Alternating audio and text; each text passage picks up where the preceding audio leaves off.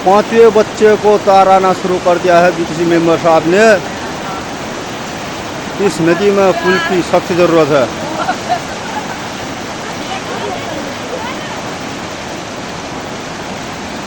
नमस्कार, मैं चंद्रशेखर जोशी, देवभूमि टुडे में आपका स्वागत है। चंपावत जिले के दूरदराज के ऐसे इलाके जहां नदी नाले हैं जो सड़कों से कटे हैं या सड़क है तो पुल नहीं है, और पुल का मतलब वाहन चलने वाला पुल नहीं बल्कि पैदल पुल है। इस तरह की तस्वीरें जिनसे नदी नालों से गुजरते हुए स्कूली बच्चे, गांव के दूसरे लोग खतरे के बीच आवाजाही कर रहे हैं। और कुछ दिन पहले बिगलाकोट की ऐसी तस्वीर सामने आई थी, ऐसे वीडियो सामने आए थे जिसमें स्कूल के बच्चे नाले को पार कर रहे हैं और उसके बाद वो अपने स्कूलों तक जा रहे हैं। उन्हें गरसाड़ी स्कूल जाने के लिए सेरा नदी को पार करना हो, और उसमें गांव के सयाने, गांव के बड़े लोग मदद करते थे। और अब एक नई तस्वीर ककनई क्षेत्र से आई। मॉडल डिस्ट्रिक्ट चंपावत, मुख्यमंत्री का निर्वाचन क्षेत्र चंपावत, लेकिन उसी आदर्श जिला बनने की ओर उन्मुख होते चंपावत में रिमोट और बैकवर्ड एरिया चंपावत ब्लॉक का ककनई ग्राम पंचायत, तलाई और बितलाड़, इन दो तोकों के जो लोग हैं बरसातों में उनको आवाजाही के लिए नदी नालों के बीच से गुजरना पड़ता है। स्कूल के बच्चे हों, आंगनबाड़ी के बच्चे हों या गांव के लोग हों, सबके लिए जब उफनती नदी के बीच जाने की मजबूरी होती है। ये नौबत क्यों है? गांव के लोगों ने इस दिक्कत को दूर करने के लिए क्या उपाय किए हैं, किस तरह से प्रशासन से, आपदा प्रबंधन विभाग से और प्रतिनिधियों से क्या उनका संवाद रहा, क्या उनको मदद मिली या क्या स्थिति है, इसको बताने के लिए हमारे साथ उस क्षेत्र के सामाजिक कार्यकर्ता और खुद तलाई क्षेत्र के रहने वाले मोहन बिष्ट साहब हैं। मोहन बिष्ट की पत्नी गीता देवी नवनिर्वाचित क्षेत्र पंचायत सदस्य भी है। सीधे उनसे ही जानते हैं कि ये दिक्कतें क्या हैं, ककनई क्षेत्र की दिक्कतें क्या हैं, और जो बच्चे नदी नाले को पार करके जो जा रहे हैं ये नौबत क्यों है। बिष्ट साहब, जो वीडियो आपने ही भेजा था, बल्कि वो वीडियो जो जिसमें नदी को पार करके बच्चे जा रहे हैं, तो ऐसी नौबत क्यों है? क्या उसमें पैदल पुल नहीं है, या पैदल पुल था टूट गया था और कोई अन्य विकल्प नहीं है, या कोई भी ऐसा रास्ता नहीं है जिसमें ये खतरा ना उठाना पड़े? जी, पैदल पुल था, वो पिछले साल आपदा में बह गया था, तो तब से अभी तक उसके ऊपर किसी भी प्रतिनिधि ने या किसी लोगों से कोई सूचना नहीं आई कि पुल का, या कहीं से कुछ सूचना नहीं मिली कि पुल आ रहा। आपदा में दिखाया था, उससे भी कुछ मतलब सूचना नहीं मिली। उसके बाद जब इस साल आया तो नदी, तो बच्चे 15-20 दिन से घर पे बैठे हैं, 15 अगस्त के दिन भी जा नहीं पाए। और बितलाड़ और तलाई दोनों मिला के 20 लगभग बच्चे हैं। आंगनबाड़ी, तलाई से आंगनबाड़ी वाले भी हैं और बितलाड़ से 6 से 12 तक हैं। नदी सर इतना ऊपर, इतना भयंकर आती है कि आने के बाद एक हफ्ता तक वो पार करना मुश्किल हो जाता है। आवाजाही बंद हो जाती है, दुकान या राशन पानी के लिए भी दिक्कत हो जाती है। विशेषकर स्कूल वालों को तो बहुत परेशानी हो जाती है।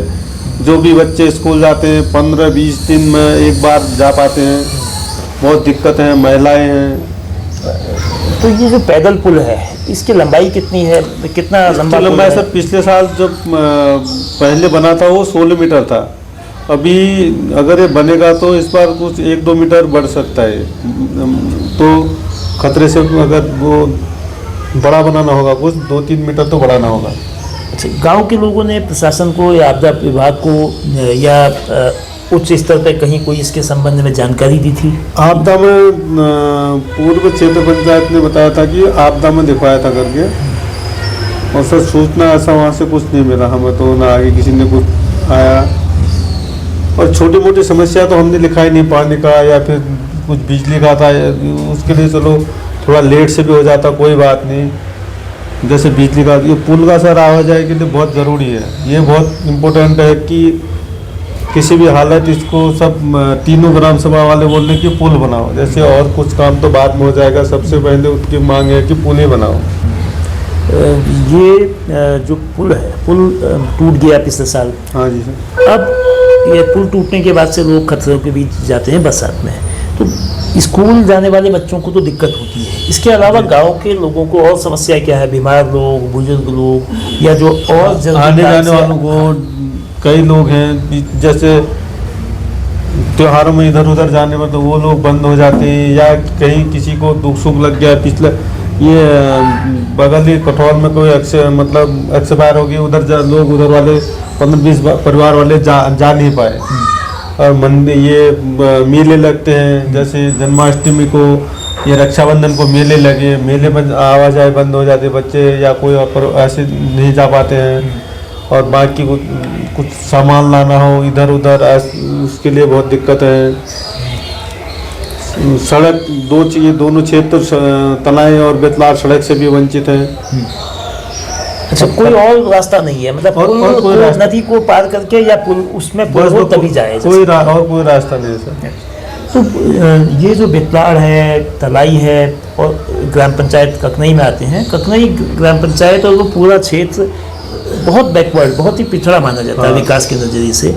वहाँ क्या क्या दिक्कतें हैं और क्या सुविधाएं हैं? स्कूल कहाँ कितने तक है? बिजली की व्यवस्था, पानी की व्यवस्था, मोबाइल नेटवर्किंग की स्थिति, राशन की स्थिति, क्या वहाँ मिलता है, क्या नहीं मिलता है? रोड जो बेतलाड़ से लगभग सर, बेतलाड़ से रोड जो है 4 किलोमीटर है, और तनाई से भी एक किलोमीटर दूर है, 1-1.5 किलोमीटर, और बेतलाड़ से 4 किलोमीटर दूर है। बेतलाड़ वालों को आवाजाही कोई भी सामान वहाँ से फिर उनको 200-300 रुपये घोड़े का देना पड़ता है।